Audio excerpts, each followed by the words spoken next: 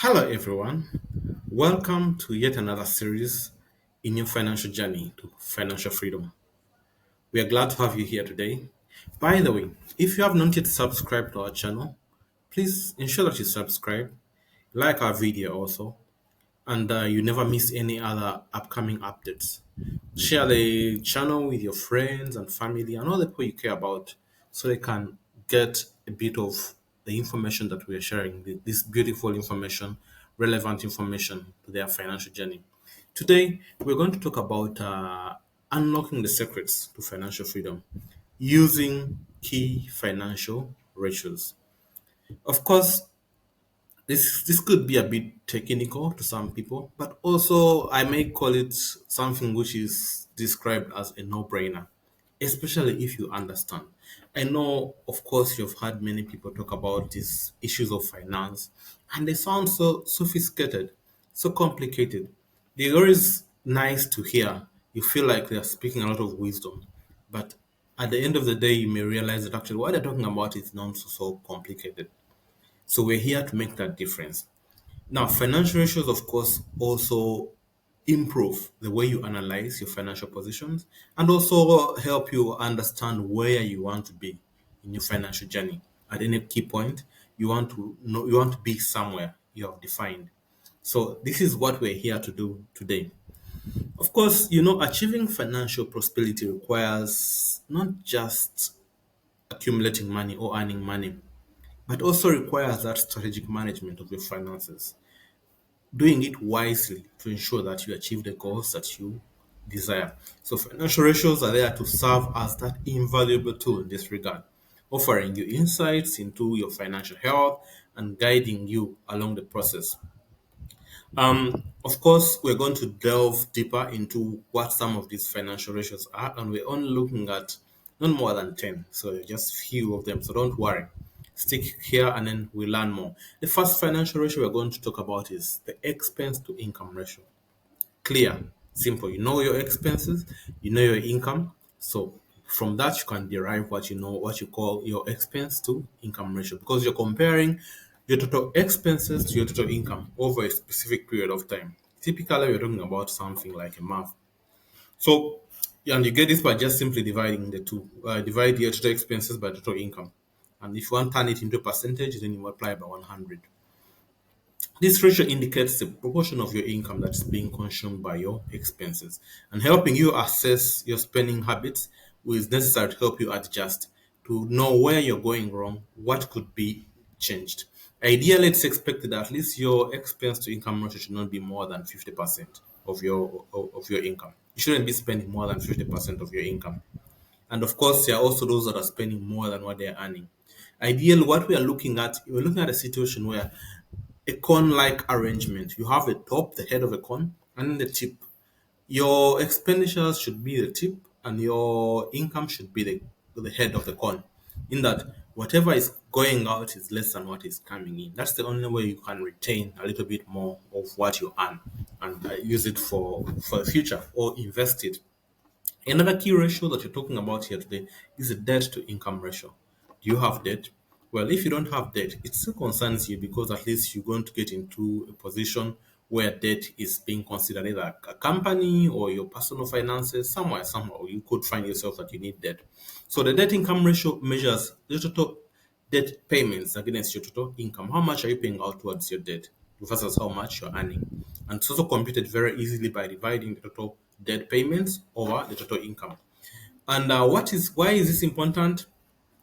It shows you how much of your income is dedicated to servicing debt and provides you insights into how much debt burden you're carrying. It could be a heavy load, but you don't feel it. But anyway, it helps you assess and should I take on additional debt? Should I reduce on the amount of debt? Talking about reducing debt, it's always wiser to reduce the high interest debt first, and then you can go ahead and reduce other debt, low interest rates later, low interest debt. So what we are aiming us for the debt income ratio is at least a ratio that is less than 36%. That is something that is healthy. Or let us say in the range of between 36 to 43. So that is generally considered healthy. Otherwise, anything beyond that is very unhealthy. Then another key important ratio is the savings ratio. We're looking at of your income, how much of it are you saving? And let us not confuse saving with investment. So you're simply dividing your total investment savings by the total income. And this ratio is going to reflect your saving habits and the ability to allocate income towards building your wealth or achieving your financial goals. If you're not saving anything, my dear, it's a hard journey to live. It's because you're going to find it very, very hard to grow if you're not saving. The starting point is usually to save. And what we're looking at here, we're looking at a ratio of about 20% of your income should be saved. Remember the rule that we talked about of the 50, 30, 20. If you have not watched the video, please go ahead and look for that video on our channel. We already have a video on the rule of 50, 30, 20. But just make sure that at least 20% of your income is saved. You can save even higher than 20% depending on on your needs. If you're starting out your career, you don't have obligations, you could save as much as 50% of your income. Then, related to the savings income ratio, you're talking about also there's also the investment to income ratio. This is a little bit confusing because we just talked about savings, but investments. Remember, you can do investment without actually saving.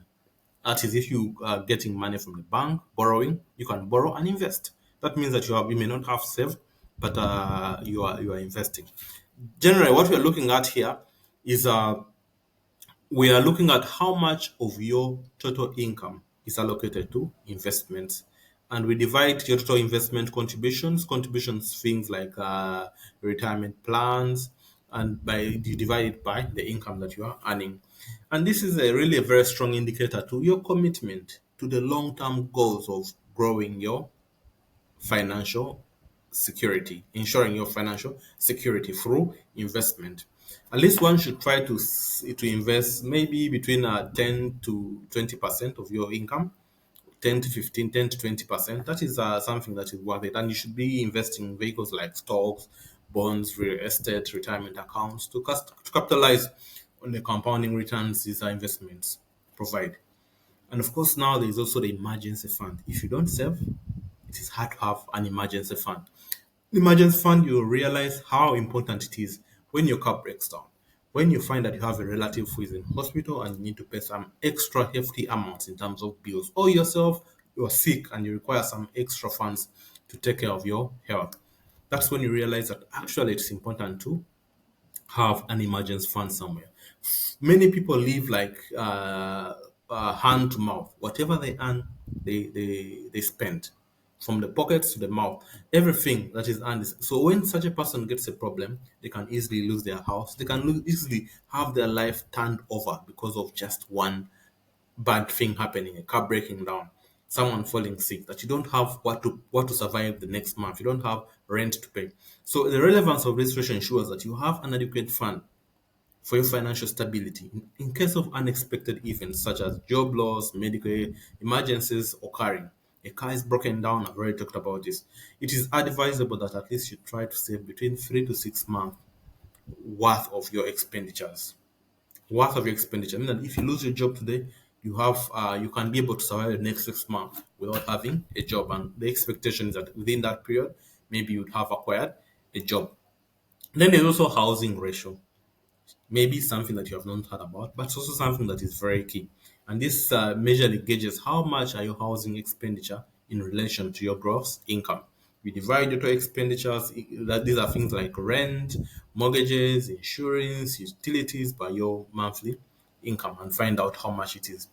So the purpose of this is to help you not to overspend on accommodation. I know some people love to live in a luxurious way. You earn the money, you want to live well and enjoy your life. But at least you should try and make sure that your housing costs are below 30% of your gross monthly income. And we realize that for most of us, forget about the education, paying fees for someone, for your children, or but housing accommodation comes in as either number one or number two, or as part of the biggest expenditures that we incur on daily.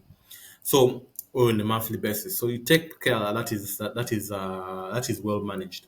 We also have retirement savings ratio, guys.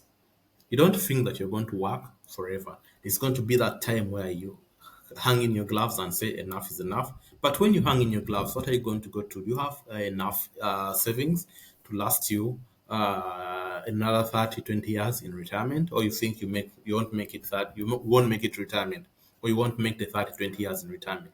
It's important that you have at least part of your portion, your investment plan as retirement funds. And of course, to get retirement saving ratio, you're looking at total savings, total retirement savings over total by annual income, divided by the annual income.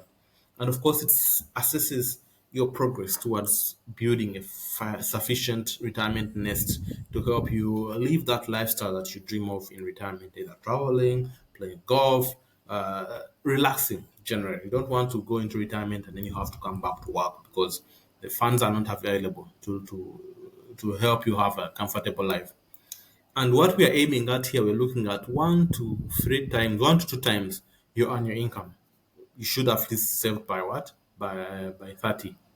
So it's important that if you find that it's not enough, you increase. What I'm trying to say, 2 times your annual income. You have that. If you say that I'm earning maybe 100 million a year, you multiply that by two to have 200 million at least put aside as your savings. So you should have that.